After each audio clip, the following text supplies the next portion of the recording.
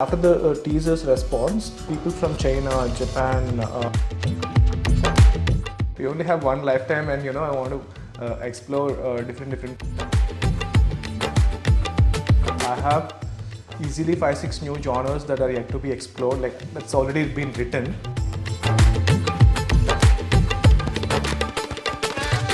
Prasanth, hi. Thank you for joining me for this interview. So this interview is going to be like a series on directors in Telugu cinema. The fresh bunch of directors who came in the last few years and introduced very new ideas into Telugu cinema to try and find out their thought processes. And incidentally, when I looked at some of your films, right from your debut film in 2018, Awe was like a genre bender kind of a multi-starrer, a very different kind of cinema. And then you made Kalki, which was like a crime caper, and then you made Zombie Reddy, getting zombies into the Rayalaseema terrain, which was like so new for Telugu, film viewers. And now you're making Hanu-Man, which is a superhero kind of a cinema. Yeah. Each one of your films have been in very, very different kind of genres, and you can't bracket it into one particular segment. Yeah. Now, I know it's too early and you're just into your fourth film. So was it a conscious decision to try and do something different with each of your projects? Definitely, yes. I usually get bored pretty quickly doing something for a long time. So even I used to be like a cricket player initially, Okay. and then I've shifted to badminton. So then I've shifted to some other sport. So I used to play lots of sports in my childhood. So it's been 12 years, and then suddenly I started playing cricket again. So now I'm trying tennis from next month. So for me, we only have one lifetime, and I want to explore different things. So even in cinema, I love all these genres. Like I love watching horror. I love immediately switching to a rom-com. So yeah, I mean these genres that I've been working on, and yeah, once I finished doing one particular genre, so for me, it is a little boring to do another film in the same genre. So when I started doing Zombie Reddy, I didn't know how to make a zombie film. Okay. I have zero clue. I just wrote the story, and I don't know how to shoot it. So then we started figuring it out. We started watching how to do the makeup and how to shoot horror, how to shoot it. By the end of the film, I figured it out. Okay, so doing part 2 will be again boring for me. Superhero is also a new genre that I always loved. When I started doing the cinematic universe, I always knew that I'll only do first 1 or 2 films, and then I'll move on to other genres, and I'll make my team direct the rest of the films. Okay. So I have easily 5-6 new genres that are yet to be explored. Like that's already been written. Right. So I'll be trying to surprise you more with new genres that are not explored in Indian cinema yet. Okay. Yeah. So let's talk about Hanu-Man itself first. Sure. That is projected as a pan-world film. Correct. Now, in the last few years, we've heard the term pan-India so often that it's been almost overused. Yeah. In what way is your film pan-world? Is it about the number of languages that it's going to be releasing in, or the number of countries, or something more to it? See, initially the idea was only to make a Telugu film. Okay. That's how we started it. And once we announced the title of the film, the first creative was out, people from other industries like Kannada, Malayalam, Tamil, so they've approached us saying that why don't you make it as a pan-Indian film, because it is the thing, we also, since it's about Hanuman. Hanuman is definitely a universal god, and they also wanted the film in their language. So we thought, yeah, why not, we should do it. So then we did it. So then the next creative was out, and people from North started asking for it, distributors there, audiences there, where I was getting a lot of messages on my social media, and also the producers had few mails from North India asking for the movie in the North region. Okay. So then we thought yeah, I think we should do it in Hindi as well. So then after the teaser, The producer, I mean, like, I'm not that ambitious for sure. I only wanted to quickly finish this film and move on to my next film. But the producer is very ambitious. Niranjan Reddy Garu always saw this film bigger than what I saw. He always wanted me to scale the film up. I see. After the teaser's response, people from China, Japan, Korea, and other countries have approached the producer through mail. And they said, we want the film in their countries. So he showed me these mails and said, like, see, we are doing it in pan world now. Okay. If you know the story of Hanu-Man, usually, like, he grows. Initially, he is very small. He doesn't know the value of the, he doesn't know his strength. Right. Somebody has to tell him. So the film was like that. He was very small when I started it. Okay. But, the producer kept telling me that, it is bigger than what you are imagining. So, and slowly it became bigger and bigger and bigger in terms of the reach that it's got.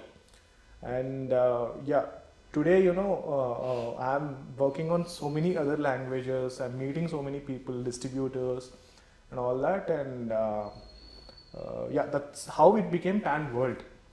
So that's the reason I came up with that creative where we are announcing the releasing date, the May 12th thing. So I came up with that idea of showing Hanu-Man on a world map. Your cinematic universe is a little different from the other universes in the fact that it's based on mythology and it doesn't have like a big star cast. Correct. Teja Sarja is a known name, but Correct. he's not like a A-list kind Correct. of a star which will get the Correct. full houses on day one and all that. Right. So what was the idea when you first started this and you said, okay, let's go with a cinematic universe and Right. let's cast a non-star for it? Right. See, I think I used the word of cinematic universe 2.5 years back when I announced the first Right. title thing. I said the dawn of a new cinematic universe.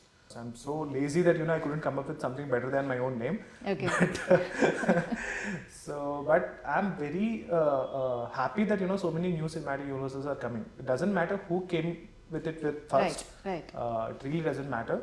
But it is very exciting as an audience. Like before being a filmmaker, I love cinema. So I also cheer whenever there is a new cinematic universe. Whenever the characters from other films are coming into other films, like I also cheer. I'm really happy and excited to see all these universes. And coming to Teja, for us now the biggest star in the film is Hanu-Man, the god Hanu-Man. Okay. So that's the biggest star. So initially when I started doing the film, I only looked at my market.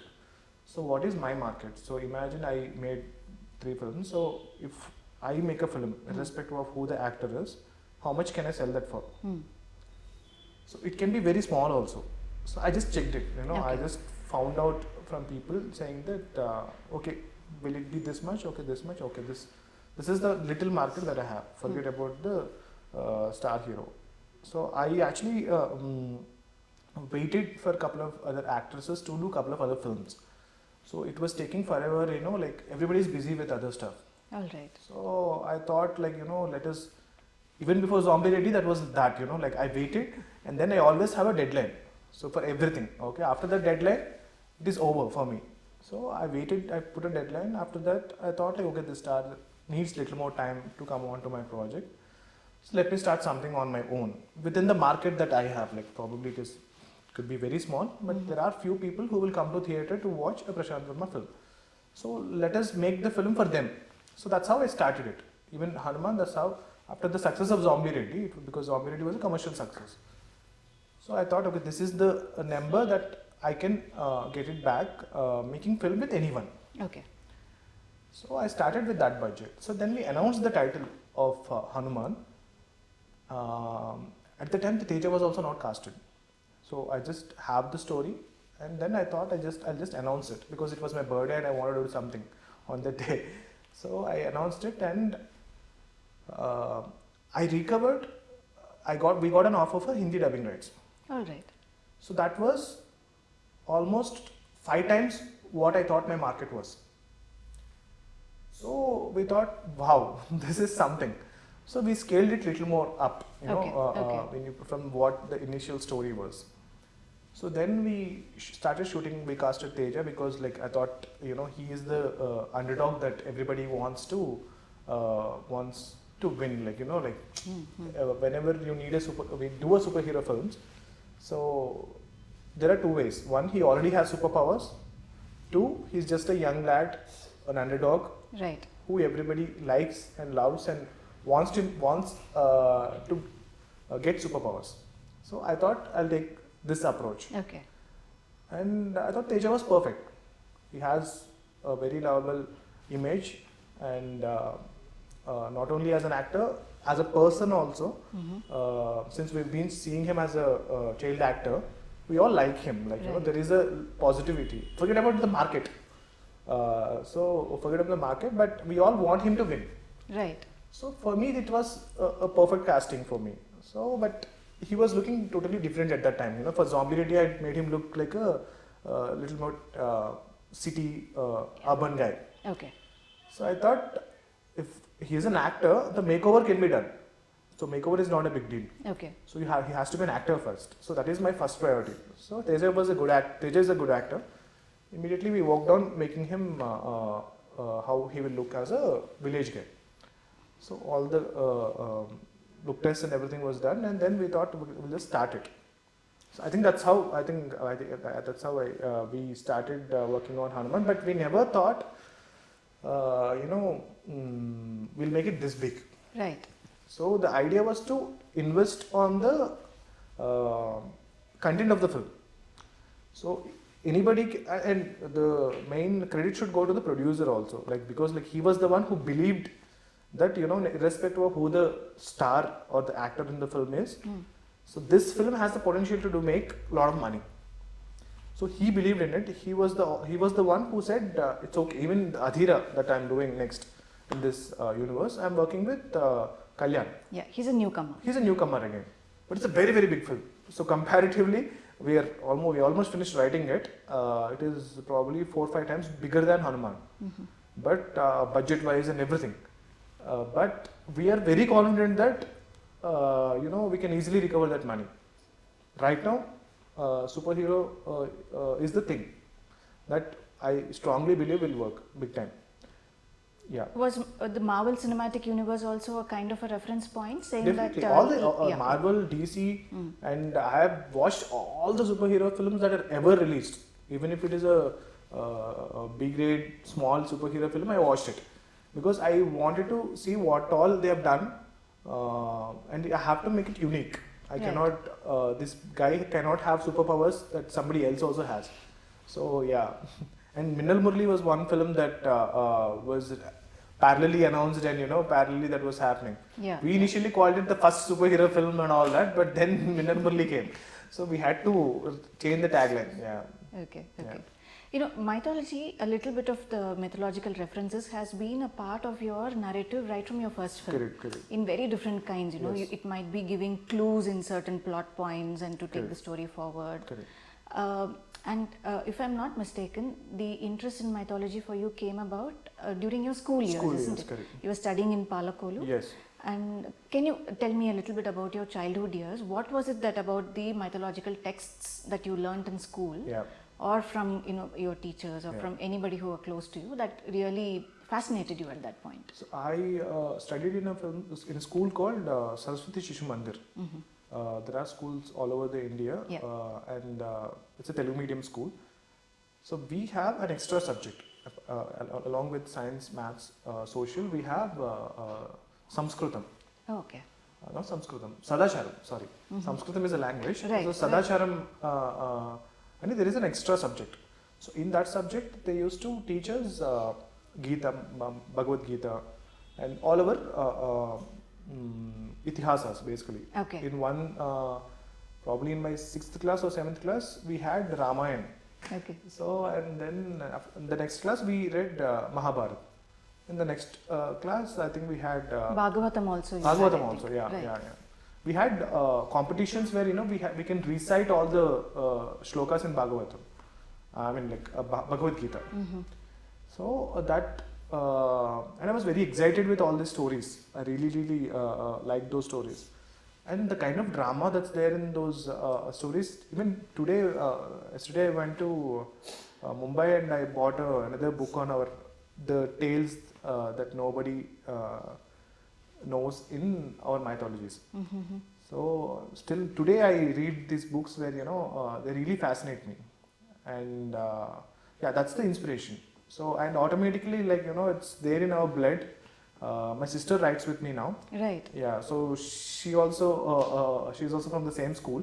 So even I'm doing another film now simultaneously that is not announced yet. So that is 70% shot already. Mm-hmm. So in that we are trying our level best to not include our itihasas, but slowly it is sweeping in. Yeah. So subconsciously it comes to you when you write a story. Correct. Yeah. Did the storytelling interest also begin from those years? But you did your engineering and then only you became an art filmmaker and a filmmaker. Right? Yes. So did all that learning of mythology or stories really shape you up? I love stories. Okay. I really love stories. No matter if it is a mythology or anything. Okay. I love stories right from the childhood. I used to read a lot of Chadamama and all these books, and I think you met one of my dogs, right? Right. His name is Story. Oh. Okay. Yeah, his name is Story. So I love the word story. Yeah, I think I always loved stories, but I don't remember exactly when my interest to make that into a film, I don't remember, but yeah, I always been fascinated with stories. When did you take that plunge and say that after engineering, because you shifted to art, you started making art films, Right. and then you slowly started making short films. Even your short films were very different. Correct. I think that is the one which got you noticed among a lot of stars in Telugu cinema as well, right? Correct. So after engineering, was there like a moment of reckoning when you said, okay, this is what I want to do for the rest of my life? I think we actually started doing a music video for a friend. Okay. He wanted to become a music director. It is Shravan, my music director for the film Kalki. Right.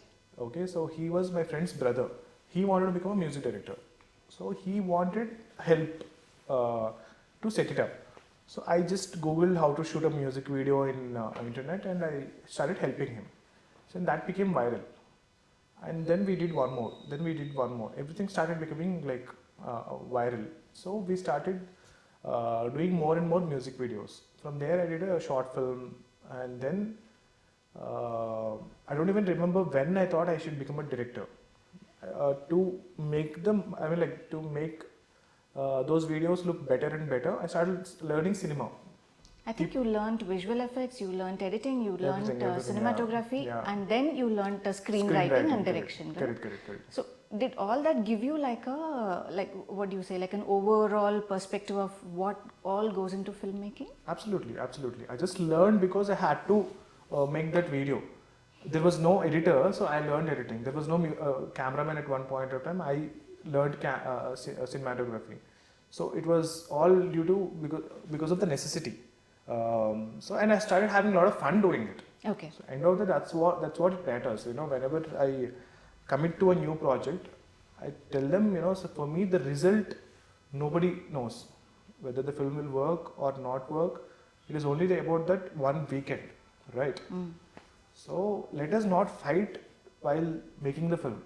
Let us all have a lot of fun doing the film.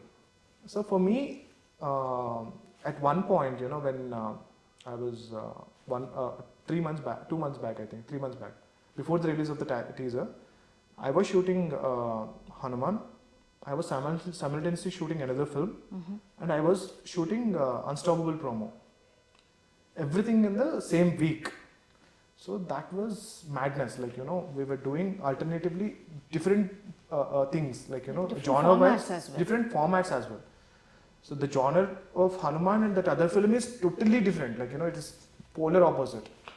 But I enjoyed it. I enjoyed doing all of that. So when somebody asked me how could you do it? So this is what I chose to do it. And this is my hobby and also my profession. So I never look at it I'm working really hard. For me it was all fun. Okay. Yeah. And you also set up Scriptsville because Yes. you know the dearth of script writers in the Telugu film industry has always been spoken about. Correct. And in the last few years, I think there's been like a little bit of an effort by different people to say, Correct. let's put together a team of writers, Yes. let's develop like a story bank. Yes. I also remember that even very early on in your career, you said that there are about 40 story ideas that you have. Correct. And you know you want more writers to Correct. join, and your sister you know Correct. she's also part of Scriptsville. Correct. So what does Scriptsville do? Do you like adapt literary works into screenplays or original ideas that can be fleshed out? What are the things that So goes right, on? we wanted to do a lot of things, but realistically, what we are doing right now is we are working on my ideas and developing them into full scripts. Okay. And whatever the previous scripts that I wrote before, I'm kind of bored of shooting those films, frankly. So we are rewriting them and giving them out for other filmmakers to explore. So Adbhutam was one of those films, Yeah. and that I wrote like 10 years back. So there is 3 more films that are happening now. There is this one film with Ashok Galla, which started. That is one of my scripts, and there was this one web series that we wrote. We gave it out to Hotstar. So somebody else is directing it. So right now, and Kalki was this one film where it's not our story. Kalki was written by one of the writers in Scriptsville. So we gave him the credit, and we adapted that into a screenplay. So through Scriptsville, we actually wanted to do much bigger work than what we are doing right now. We have enough writers, but we are not taking up more work since we are already busy with the ideas that I have right now. But we are okay to take somebody else's idea and develop that as well. But right now, we don't have the bandwidth or the number of writers to work on so many things. Okay. Yeah. I want to go back to talking about you know your learning as far as visual effects is concerned, because your first feature film as well, it won the National Award for Visual Correct. Effects as well as makeup. Correct. And when the Hanu-Man teaser came out, the one thing that stood out for everybody was like the visual effects, Correct. the quality of you know the narrative and what you're trying to do through it. Yeah. So what's your process like? You know, because you know it, does it make the job a little easier to try and sit with the teams and explain what you envision? Definitely. Okay. I also have a team member called Venkat. You just met him. Right. So Venkat is from a visual effects background. So he was a VFX artist, and he takes care of most of my VFX work. Though I have knowledge, I used to sit and do my VFX. Even Venkat and I, sometimes when there is so much work and we have to release something, most of the VFX are done by V2. Like, you know, mostly Venkat does. Sometimes I also sit on the computer and do some VFX. So definitely, whatever the learning that I had, I never went to any school. That also I learned sitting at home. Online resources. Online tutorials and all that. Yeah, that knowledge will definitely help. Imagine I have a knowledge about editing. So then I don't shoot unnecessary coverage, because I know for a fact that okay, this is the coverage that is enough to make the scene work. So like that, in VFX, if you have the basic knowledge, you will not end up shooting it in such a way where it will make it very, very difficult for the VFX guy to work on later. Right. If you take little bit more care while shooting, so that will save hours of time for the VFX artist to fix it. Got it. There will be some shots that will be very difficult if you keep moving the camera like this, so when you don't really have to. So then why don't you, if you shoot it static, you can move the camera later in post.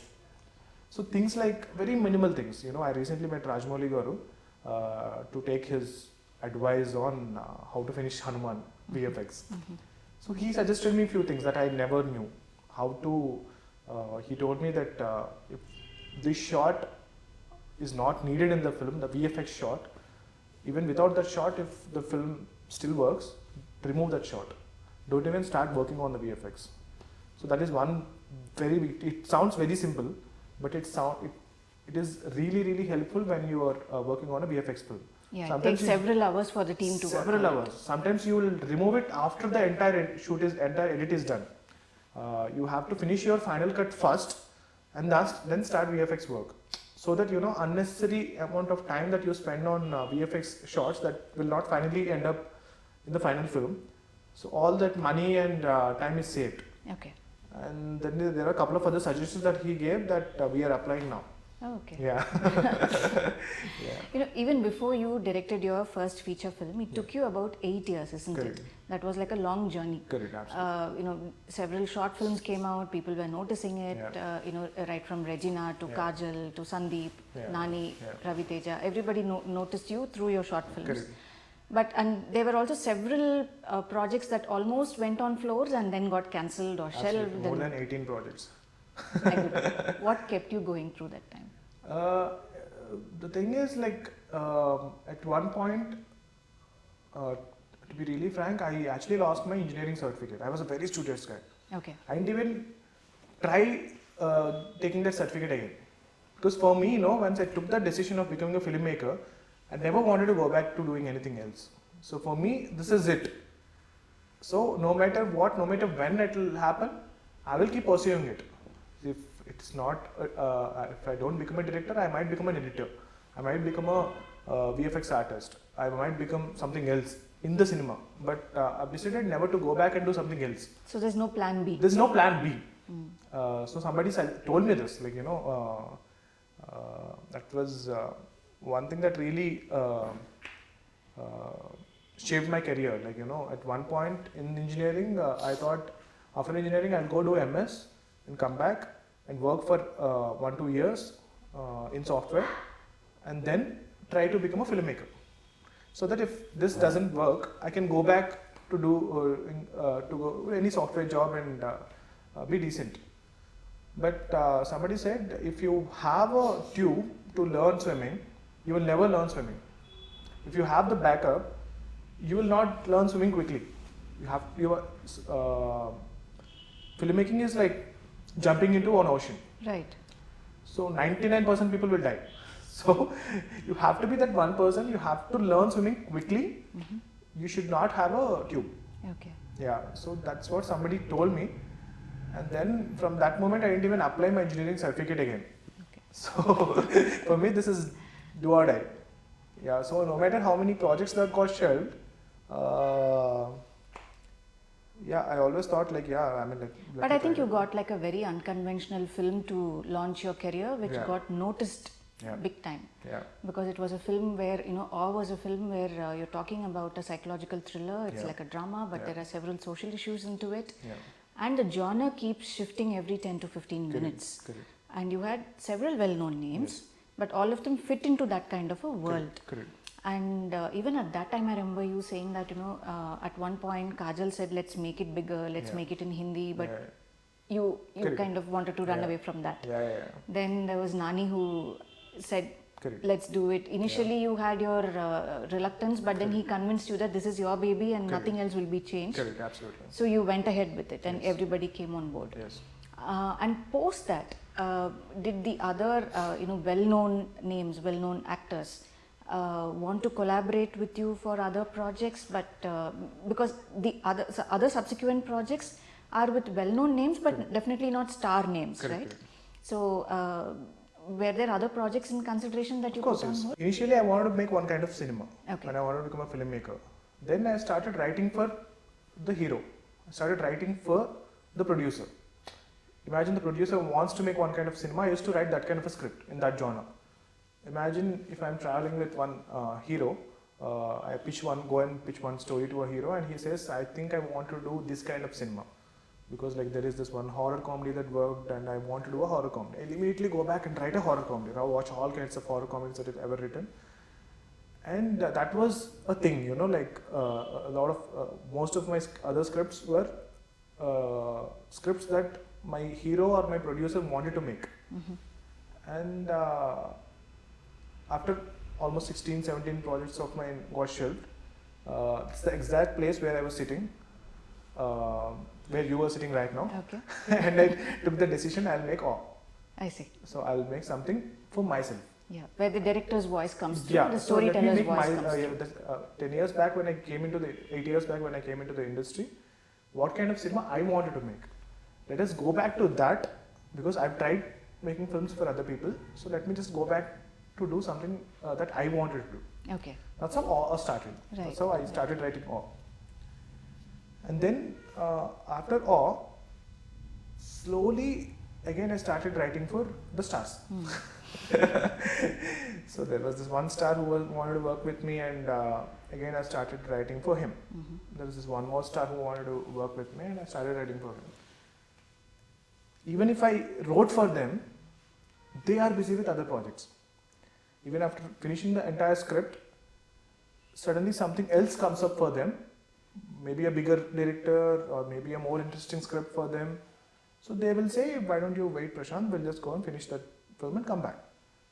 So again there was that moment when, you know, I thought like, why am I again doing this? Waiting So why game. don't I just go back? I'm still very good friends with all these actors and all that. But I thought like, you know, instead of waiting till then, why don't I do something again for my own self? So that's when I started writing Zombie Reddy. So again after Zombie Reddy, there was this 1-2 months, not couple of months, where I again wanted to work with a star, and again the star's dates were only after 6 months or 8 months. So I thought, okay, meantime let me just start doing Hanu-Man. Okay. So that's how, you know, the dates were the main thing. You know, for me, I came into the industry. I love Chiranjeevi Garu, I love Balakrishna Garu, I love these guys. But I came into the industry to make films, the stories that I want to tell. So if I keep waiting, no, so this thing will be That'll take a back That will seat. take a back seat. Yeah. So whenever I always tell them, whenever you're ready to make a film with me, I'll stop the film that I'm doing right now and I'll come work with you. So, but until then, I cannot be sitting idle. Yeah. I love shooting, I love editing, I love doing cinema. So let me keep making my cinema. So whenever you want to work with me, just tell me one day before and I'll come and start shooting with you. So that's what is happening right now. I think it's a situation with a lot of younger directors go through, because you know, Yeah. you make like a very nice debut where Yeah. you get noticed, Yeah. and then you get stuck with writing for a certain star or whatever. Yeah. But I think of late a few directors have figured out what to do, Yeah. and they see to it that they put forth the kind of stories. Yeah, the that they Sangeetha say. Garu's suggestion was also the same. Like before Zombie Reddy, it was Sangeetha Garu's statement that inspired me to go back and do the kind of cinema I wanted to make. Oh, okay. Yeah. See, the reason why most of the filmmakers after their first film will wait for a very long time is because working in the industry is very financially you will not earn anything. The last 10 years before becoming a director, fortunately I started making ad films, Ad so films. I was little financially comfortable comparatively. Yeah. It's not like you know, I'm super rich and all that. So your bread and butter was taken care of. Because I could crack ad films. Okay. So a lot of young filmmakers will not be able to do that as well. So it will take them at least 5-6 years without earning a single penny before they do their first film. So once they crack their first film, for the second film they will definitely want to be financially comfortable, like, you know, like then definitely there will be one good advance that they'll get, and there'll be one big star that they'll want to work with. So, and automatically, like, you know, you'll get starstruck. You want to work with that star now. So, and definitely, you know, like everybody's busy. Everybody has so many projects. You take any star right now, they will have at least 2-3 films already in pipeline. So for them to finish those films and come back to you will take time. Okay. Yeah. Okay. Now, finally, to sum it up all together, in this state of a transitory phase of the cinema industry itself, in the post-pandemic phase, when the largely Telugu film watching audience also have been watching a lot of different content, they're open to fresh ideas. Right. But on the other hand, you also have the big masala films doing very well in theatres. Right. Even the recent Walter Veeraya or Veerasimha Reddy. Right. And you have those big films like RRR, Pushpa. Those films also do well. And on the other side, you have very small films also making their presence felt. So where do you see the industry going? That is number one. Number two is, if young filmmakers like you, the others who are just entering the industry, are caught in this kind of a situation of what do I make to keep myself afloat, what would you like to tell them? Definitely, like, I've observed larger than life cinema, like, visual spectacles are the film that will be concentrated most by the producers in the next couple of years. Okay.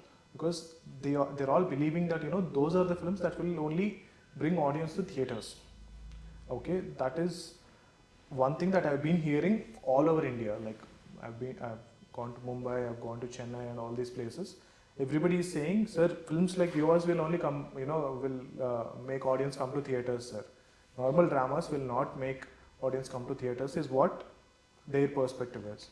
But surprisingly, look at writer Padma Bhushan recently, and it is working. Or Tiruchitrambalam in Tamil. So there is nobody in the industry knows which films will work. So my suggestion would be, write for, whatever the films that you would run to go theater to watch, write that film. Okay. So that is what I do. Like, I design my poster first before writing the story. I design my teaser first before getting into a full script. So I will look at it and see if I will run to theater to watch this film or not. Is this the film, the kind of film that I will go to theater to watch? Then I'll start doing that film. So that is one suggestion that I would give.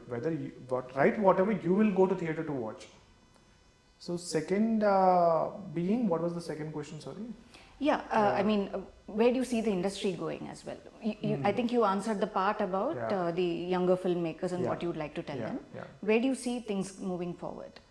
All kinds of films will come again. Again, all kinds of films will be coming. There will be a surprising film like Kantara, something that nobody expects. And today, the competition is more. Like, people started watching cinemas from other industries as well.